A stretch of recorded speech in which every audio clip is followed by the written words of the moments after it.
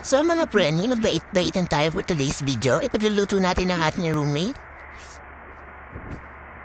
Walang pa effort. Lutuin tamad pero magpaparami ka ng kain.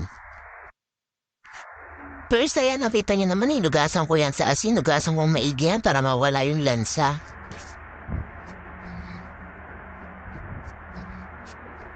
Then, nag-prepare na ako ng tubig, toyo, at nilagyan ko na rin ng asukal. Tapos isang cup ng asukal, isang cup ng toyo. Tapos ayan, mix-mix mo lang siya.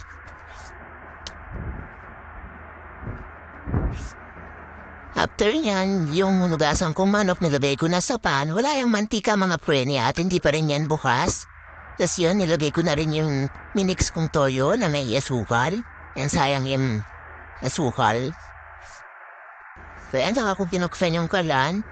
Sa pinakamalakas,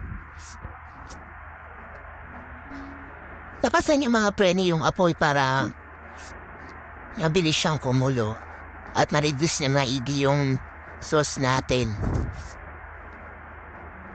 So after 5 minutes, open mo siya, then baliktarin mo. Masusunog kasi yan. So dapat side by side, every 5 minutes babaliktarin mo siya. Then after nun, pag medyo konti na lang yung sauce, ayan, hinaan mo na yung apoy. Then baliktarin mo ulit siya. Every 5 minutes, babaliktarin mo ulit siya.